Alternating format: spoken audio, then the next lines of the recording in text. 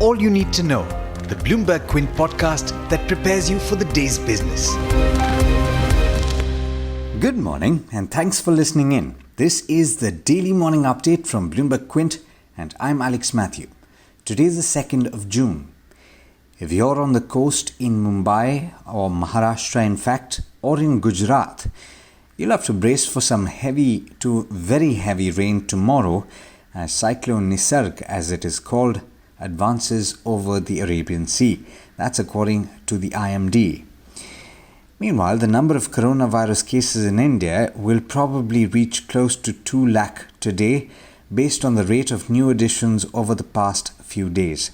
As of yesterday morning, the total count stood at 1.9 lakh, with over 90,000 of those active cases. Moody's Investors Service downgraded India's sovereign rating by one notch to Baa3, citing concerns about a prolonged period of slow growth. In a press release sent out post-market hours yesterday, the ratings agency said that while the COVID-19 pandemic has worsened economic conditions in India, it is not the sole cause for the downgrade. Moody's outlook on India's rating remains negative. There isn't likely to be a major impact in financial markets today, though. That's because Moody's had the highest rating on India, having upgraded it in 2017. Fitch Ratings and Standard & Poor's rated India one notch below Moody's. The Indian government has decided to increase the minimum support prices of kharif crops for the current year to provide relief to the farm sector amid disruptions caused by the COVID-19 pandemic. After a cabinet meeting yesterday, Minister of Rural Development and Agriculture Narendra Singh Tomar said the government has decided to revise the minimum support prices for 14 kharif crops based on the formula by the Commission for Agricultural Costs and Price.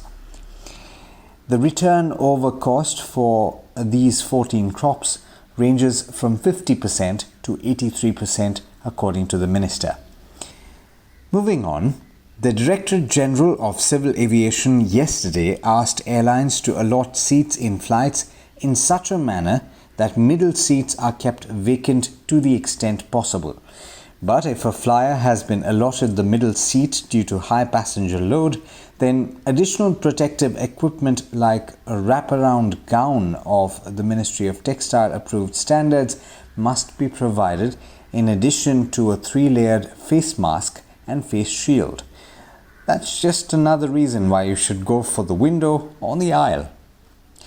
Kotak Mahindra Bank's founder and Chief Executive Officer Uday Kotak is set to sell 5.6 crore shares of the bank at 1,215 to 1,240 rupees per share, according to a Bloomberg report. The transaction could fetch him about $1 billion, according to estimates. The pricing of the sale is likely to be executed today and represents a 0.7 to 2.7% discount to yesterday's closing price of 1,248 rupees per share. The sale will help reduce Uday Kotak's shareholding in the bank towards the stipulated 26.1%. In international news, Chinese government officials told major state-run agricultural companies to pause purchases of some American farm goods, including soybeans, as Beijing evaluates the ongoing escalation of tensions with the US over Hong Kong, according to people familiar with the situation. In international markets, US equities climbed yet again despite the unrest in several cities across the country. And it's a positive start for equity markets in the Asia-Pacific region too, with all 3 early risers starting off in the green. And with that, it's over to Agam Vakil for the trade setup for the day in India. Morning, Agam. How are we likely to start the day today? Good morning, Alex, and good morning, listeners. The SGX Nifty Futures is currently trading flat with a marginally negative bias, and that is what we can expect in our own markets, especially considering we've seen such a strong rally over the past few sessions. In stocks and news, we start with the Kotak Mahindra Bank secondary placement, where Uday Kotak, the CEO and founder of the bank, will offer up to 5.6 crore shares at 1215 to 1240 rupees per share. The objective of the sale is to help Uday Kotak reduce stake in line with the resolution agreed with the Reserve Bank of India to lower his holding to 26% by August 2020. The block deal will be of anywhere between $900 to $918 million, comprising of 2.83% equity. We have numbers from Coal India's May production, where it fell 11% at 41.4 million tons, while offtake declined 23.3% at nearly 40 million tons. NMDC sales of iron ore for May also fell 24% and its production fell 25% to 2.29 million tons. Moving on to earnings, we have a weak set of numbers from V-Guard Industries, where revenues came off by 27.5% and net profit was down 45%. Both numbers were below street expectations.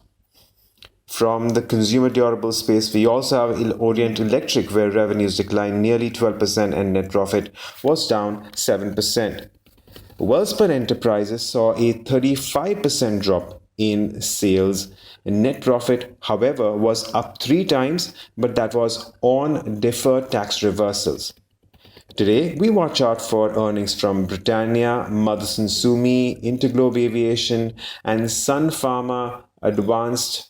So we'll be watching out for how these companies do. Moving on, we have auto sales as well, especially from the two-wheeler space, where Hero MotoCorp sales declined 83% at 112,000 units. Though we must remember that these numbers are not comparable on a year-on-year basis because of the pandemic and the disruption it has had on auto sales in general.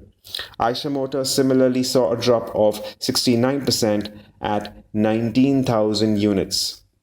It only made a sale of 686 commercial vehicles in the month of May.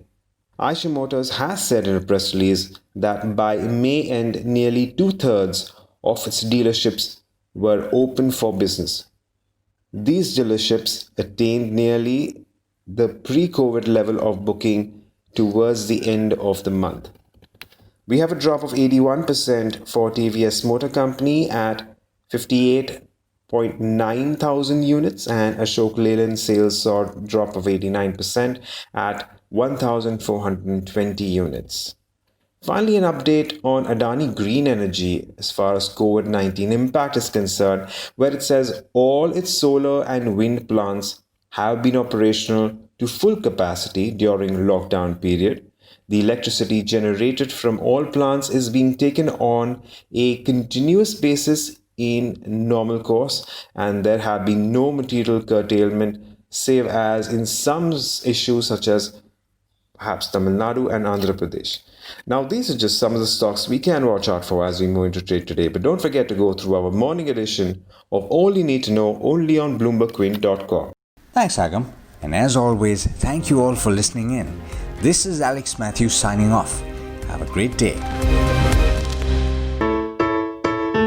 I hope you enjoyed listening to All You Need to Know. Did you know that you can listen to the show on the IVM Podcast app? On the IVM Podcast app, along with this, we have a number of other shows which you think you'll enjoy. Listen to Cyrus Says with Cyrus Brocha as the host. Listen to Paisa Vaisa with Anupam Gupta.